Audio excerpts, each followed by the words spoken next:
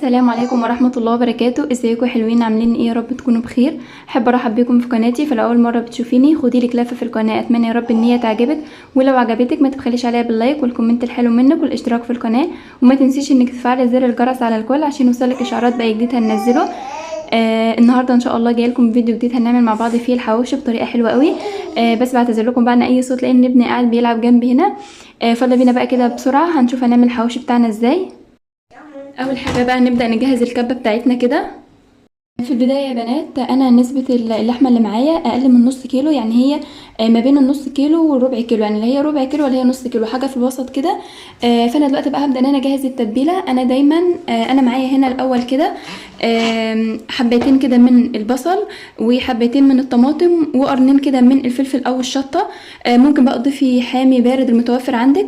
انا بحب ان انا لما باجي، يعني انا مثلا مش هستعمل الخلطه دي كلها للنص كيلو او الاقل من نص كيلو اللحمه اللي معايا. انا بحب ان انا ازود كده في الخلطه ديت، وبعدين باخد المقدار اللي انا عاوزاه وبحتفظ ببقيه الكميه في قلب الفريزر وقت ما باجي اعمل حواوشي تاني. يعني بيسهل عليا ان انا اطلع التتبيله تكون جاهزه معايا على طول. فانا بس بحب ان انا ازود في الكميه، فحبيت بس ان انا اوضح لكم النقطه دي، لان ممكن ما استعملش الكميه دي كلها، لان الكميه دي كلها المقدار اقل من نص كيلو او نص كيلو هتكون كتيره قوي. فانا دلوقتي بقى هبدا ان انا افرم البصل والفلفل والطماطم.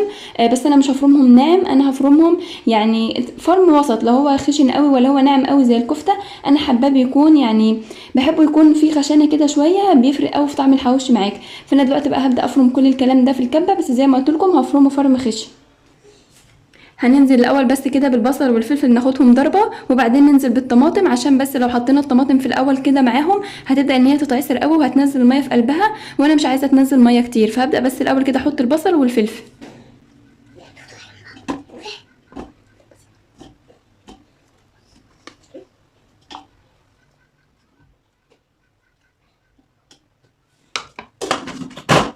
اهم حاجه واحنا بنضربهم نضربهم ضرب متقطع عشان يطلع خشن معانا شويه.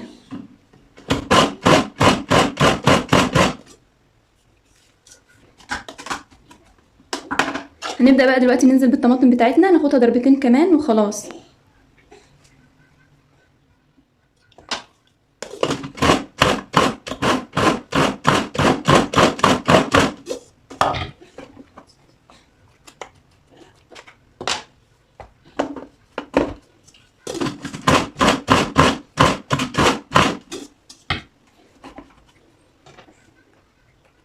خلاص كده بقى بقت تمام معايا. انا عايزاها كده لا هي خشنه قوي ولا هي ناعمه قوي، انا بالنسبه لي كده تمام قوي. بس قشر الطماطم ده هبدا ان انا اشيله. انا ما حبيتش اضربها زياده عن اللزوم على ما القشر ده يتفرم، عشان مش حباها انها تنزل ميه اكتر من كده. فانا لو في قشر كبير كده زي ما انتم شايفين هبدا بس ان انا اشيله وخلاص.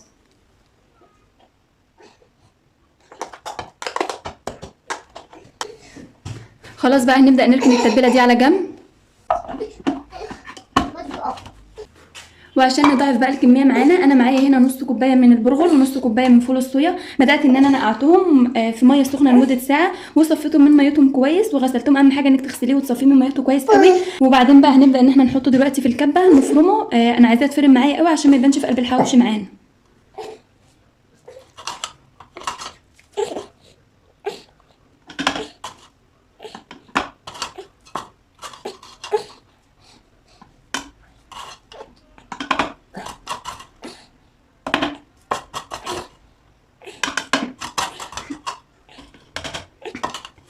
بقى كميه اللحمه اللي عندي هبدا احط جزء بسيط معاها، بس مع البرغل والفول الصويا هحط بس يعني نص الكميه كده يتفرم معاها.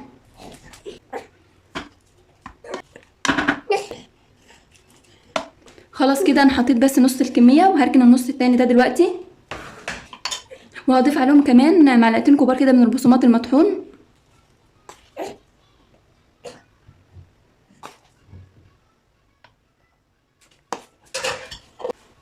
والبهارات اللي عندي بقى ملح، فلفل اسمر، كمون، كزبره، بابريكا، وبهارات لحمه. من كل حاجه نص معلقه كده، ما عدا الملح يعني حوالي معلقه الا ربع، يعني اضيفي كميه الملح المناسبه ليك. هبدا بقى احطهم برده مع اللحمه كده يتفرموا معاهم.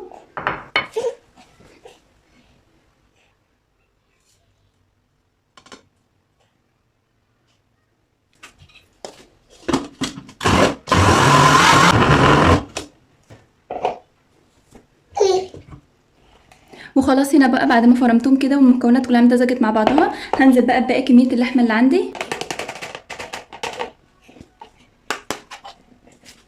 وبعدين بقى الخلطه اللي احنا عملناها دي هبدا انزل بيها معلقه معلقه كده لحد ما اوصل للكميه اللي انا عايزاها، يعني لحد ما اوصل الكميه المناسبه للمقدار ده. يعني وبنسبه كبيره انا هاخد نص الكميه المقدار ده. وهنبدا بقى نعجن كل الكلام ده مع بعضه لحد بقى ما المكونات كلها بقى تندمج مع بعضها كده، والبصل والفلفل يدخل كده ما بين كل كميه اللحمه اللي معايا دي. فهبدا بقى ان انا اعجنهم مع بعض كده حلو. هنا بقى خلاص قلبتهم مع بعض كويس قوي كده لحد بقى ما العجينه ما شاء الله شايفين بقى شكلها عامل ازاي. طبعا انا زي ما قلت لكم انا استعملت حوالي 3/4 التتبيله اللي انا عملتها بتاعه البصل والفلفل دي، فالجزء اللي اتفضل ده هبدا ان انا اعينه في علبه، وقت ما اعمل حواوشي تاني بطلعه بيكون جاهز معايا. انما كده خلاص بقى العجينه دي بالنسبه لي بقت حلوه. هبدا بس ان انا اغطيها بكيس او بطبق او باي حاجه، وهبدا ان انا احطها في التلاجة ترتاح حوالي 10 دقايق كده، وبعدين نبدا ان احنا نشكل الحواوشي بتاعنا. ورجعت لكم تاني بقى يا بنات. خلاص هنا كنت حطيت اللحمه يعني ترتاح معايا في التلاجة شويه، او ممكن تحشيها عادي على طول من غير ما ترتاح معاكي، بس انا كان عندي وقت فحبيت ان انا احطها في التلاجة كده تتبل كويس. وجهزت بقى العيش البلدي بتاعي كده، وهبدا بقى ان انا احشي العيش بتاعنا. طبعا بقى كميه اللحمه في قلب الرغيف دي حاجه ترجع لك انت، حابه كميه اللحمه كتيره، حباها قليله، حباها وسط، بس دايما طبعا خير الامور الوسط. انا بحب كميه اللحمه تكون وسط في قلب الرغيف معايا، لا هي كتيره قوي تحسي ان طعم اللحمه طاغي على الرغيف قوي فتحسي انك بتاكلي لحمه بس، ولا هي قليله قوي فتحسي انك بتاكلي يعني عيش طعم العيش صغير قوي. خليها دايما معاكي في الوسط. لما بتكون وسط بتحسي كده انك بتاكلي لحمه مع عيش، فبتحسي ان الاثنين يعني متناسبين مع بعض كده. فانتوا دايما خلوا الحجم معاكم يكون وسط، يعني كميه اللحمه تكون وسط كده في قلب الرغيف، انت اللي بتتحكمي فيها بايدك، وده بيرجع على حسب حجم الرغيف معاك. يعني الرغيف كبير حط له الكميه المناسبه ليه، الرغيف صغير حط له الكميه المناسبه ليه. فانا ما اقدرش اقول لك حط في الرغيف كميه كذا، لا، لان ده بيكون على حسب حجم الرغيف معاك. فانا دلوقتي هتشوفوا دلوقتي هظبط كل رغيف، يعني في رغيف هياخد كميه لحمه مثلا وليكن مثلا 50 جرام، لا في رغيف تاني هياخد حجم 80 جرام، ده بيرجع على حسب حجم الرغيف معاك. فانا معايا هنا بقى العيش البلدي ده اللي هو العيش اللي بينجاب على بطايق التموين. ده انا بجيب 10 رغيفه في اليوم، لان البطاقه عليها فيها فردين، فانا بجيب 10 ارغفه في اليوم. فانا معايا هنا 10 ارغفه. هبدا بس انقي الحلو اللي يكون وشه حلو والقعر بتاعه برده ما يكونش متحروق قوي، بحيث ان هو لما يدخل معايا الفرن ما يتحرقش معايا زياده عن اللزوم، والعيش يستوي معاكي بسرعه واللحمه ما تكونش استوت لسه. فانا دلوقتي بقى هبدا ان انا احشي الحواوشي بتاعنا، وهتشوفوا انا هحشيه ازاي وكميه اللحمه اللي بحطها في كل رغيف. وبعتذر لكم شويه عن الاضاءه يا بنات، لان الرينج لايت بتاع الستاند مش عارفه معلقه كده مش راضيه تشتغل، فانا استكفي بس باضاءه المطبخ مع اضاءه الفلاش بتاع الموبايل.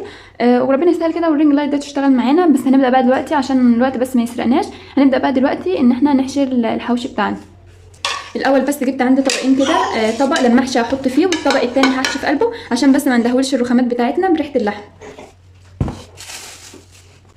هنبدا بقى نفتح الرغيف فتحه بسيطه كده من اي طرف من ناحيته كده، فتحه بسيطه خالص كده على قد انك بس تدخلي ايدك.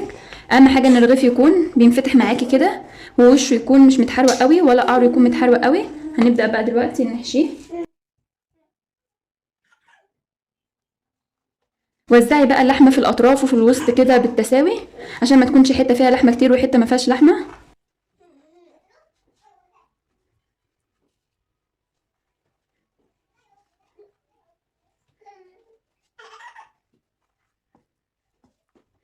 والحوش كمان يا بنات ممكن ان انتوا تحشوه تحتفظوا بيه كده في قلب العيش في قلب الفريزر، وقت ما تيجوا تعملوه تطلعوه مجمد كده، تحطوا عليه رشه زيت وتدخلوه الفرن، ما شاء الله بيطلع حلو معاكم قوي. وزعت اللحمه بقى كويس كده في قلب الرغيف من جوه، بحيث ان الحروف الوسطانيه تكون فيها كميه لحم متساويه. هبدا بقى دلوقتي اضغط على الرغيف كده بحيث اللحمه تمسك برده في الجزء بتاع الرغيف اللي من فوق ده او في وش الرغيف. بعتذر لكم عن الصوت طبعا، اي حد معاه اطفال عارف المعاناه دي. خلاص بقى حشو كل الكميه بنفس الطريقه كده.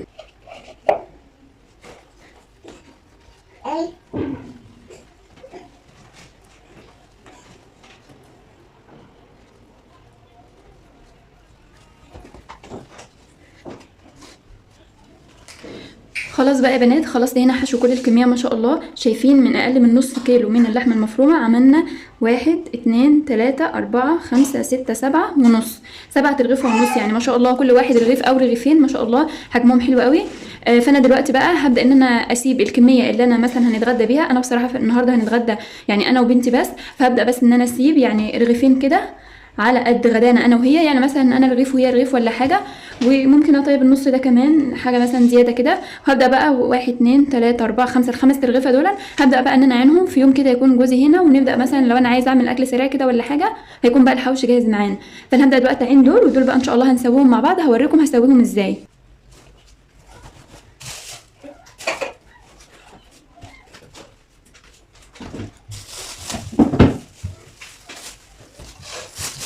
هنحطهم دلوقتي بقى في قلب كيس ابيض كده ونحتفظ بيهم في الفريزر.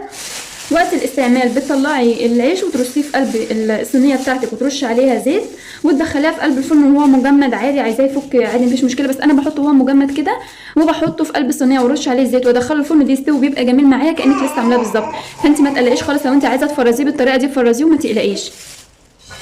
هعينهم بقى في الفريزر ودول ان شاء الله هنسويهم مع بعض. ودلوقتي بقى هنسوي الحواوشي مع بعض، بس طبعا بقى بعتذر لكم عن الاضاءه لان النور قاطع، وزي ما قلت لكم الستاند بتاع الرينج لايت بتاعته بايظه، فاعذروني بقى في الاضاءه شويه لان النور هيتاخر على ما يجي شويه لسه، وانا بصراحه كانت بنتي عايزه تتغدى. دلوقتي بقى هنسوي الحواوشي مع بعض. بصي بقى في التسويه انت قدامك حل من الاتنين، ما بتجيبي صينيه كده تدهنيها دهنه كده من الزيت وتبداي ترصي الحواوشي بتاعك فيها وتدهني وش الحواوشي تاني بالزيت وتدخليها على فرن سخن على نار وسط كده لحد ما يبدا يستوي معاكي ويقرمش وبياخد لون وبيطلع نتيجه التسويه بتاعه الفرن ممتازه، يعني بتكون نتيجتها حلوه قوي. بس انا بصراحه هنا يعني انا هعمل رغيفين اتنين ليا انا وبنتي كده، فهوريكم طريقه التسويه التانيه، وهو اني هسويها على عين البوتاجاز. بتديكي برده نتيجه كويسه وبتديكي طعم حلو وبتديكي برده سنه قرمشه كده. فيلا بينا دلوقتي هنشوف هنعملها ازاي. انا اول حاجه بس جهزت معايا الصينيه كده، هبدا بس ان انا اشغل عليها النار، انا عاوزاها تسخن كويس قوي، وبعدين هنحط فيها شويه زيت ونبدا بقى نحط الحواوشي بتاعنا ونقلبه من الناحيتين الاتنين لحد ما يبدا يستوي معانا وياخد طبقه قرمشه. فيلا بينا بقى دلوقتي نشوف احنا هنعمله ازاي. هبدا بس دلوقتي اشغل عين البوتاجاز كده،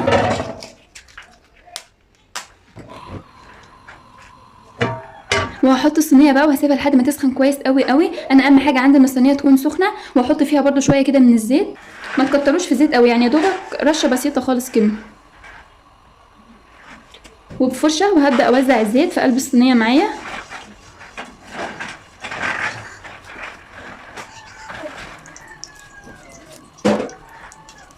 خلاص هنا كده بقى الطاسه سخنت معانا كويس قوي، هبدا انزل بقى بالحواوشي بتاعي.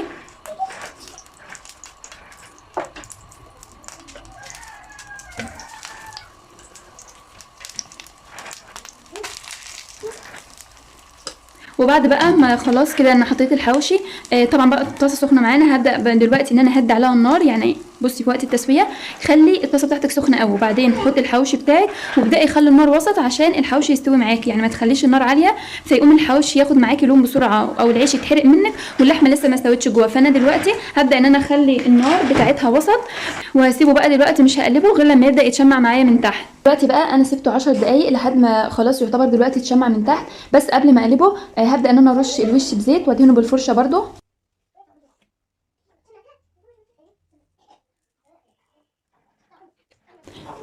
حطينا كميه بسيطه خالص بس من الزيت كده بحيث ان الوش ده كمان يكون مدهون زيت، فلما نقلبه ما يبداش يتحرق معانا بسرعه وياخد طبقه قرمشه في نفس الوقت.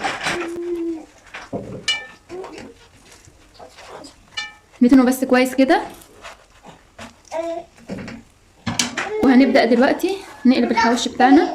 بسم الله.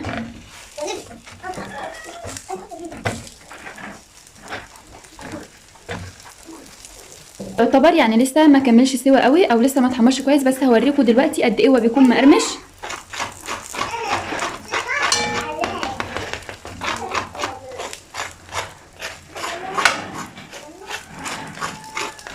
سامعين صوت القرمشه؟ ما شاء الله النتيجه على البوتاجاز بتكون كويسه قوي، بس لو هتعملي كميه على البوتاجاز هياخد معاكي وقت، انما مثلا لو معاكي كميه دخليها في الفرن افضل. انما لو حاجه بسيطه زي ما انا بعمل كده، مثلا انت عايزه رغيف 2 سويه على البوتاجاز هيديكي نتيجه حلوه برده. هنسيبه بقى لحد برده ما يتشمع من الوش التاني كده، وبعدين نرجع نقلبه. هنفضل بقى نقلبه من الوش ده للوش التاني لحد ما خلاص تلاقي اللحمه استوت معاكي، هنبدا نخرجه.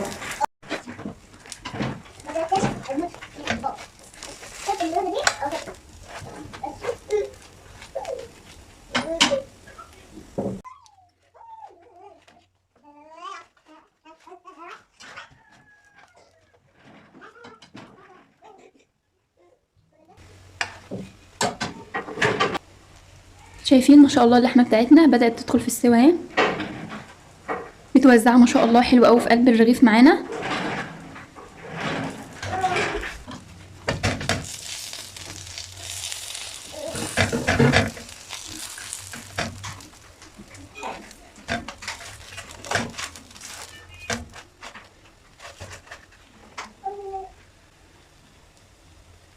ما شاء الله شايفين شكل اللحمه، الرغيف سخن قوي، اللحمه ما شاء الله حجمها حلو قوي جوه الرغيف وبدات تدخل في مرحله سواه. هحطه بس يبدا بقى ياخد طبقه قرمشه زياده حلوه كده. خلاص بقى يا بنات هو يعتبر كده دخل معايا في مرحله السوا، فانا يا دوبك عليت عليه النار شويه كده يبدا ان هو ياخد سنه قرمشه معايا زياده كمان. انتوا ممكن تخرجوه على كده مفيش اي مشكله، هو كده يعتبر استوى، بس انا عليت عليه النار شويه ان هو بس يبدا ياخد سنه قرمشه زياده كده من بره وخلاص هيكون جاهز معانا.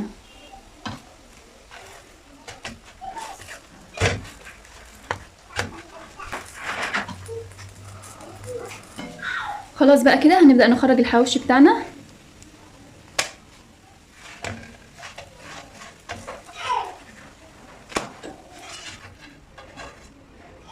ما شاء الله ريحته حلوه قوي والشكل يعني يتحدث عن نفسه.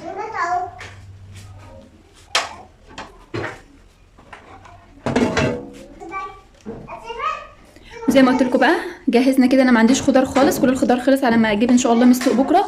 فانا عندي جزر، قطعت جزرتين كده جنب الحواوشي هنبدا ناكلهم بقى. وده كده غدانا في اليوم ده الحمد لله فضل ونعمه. هوريكم بس شكل الحواوشي من جوه ما شاء الله حلو قوي. شايفين اللحمه متوزعه ازاي، ما شاء الله مستوي وريحته جميله. وخلاص بقى يا بنات لحد هنا كده بيكون خلص الفيديو بتاعي معاكم النهارده. اتمنى يا رب ان فيديو النهارده يكون عجبكم، واتمنى انكم تكونوا استفدتوا منه ولو بافكار بسيطه. ولو عجبكم ما تبخلوش عليا باللايك والكومنت الحلو منكم والاشتراك في القناه، واشوفكم ان شاء الله في فيديو جديد وافكار جديده، واترككم في رعايه الله وامنه، والسلام عليكم ورحمه الله وبركاته.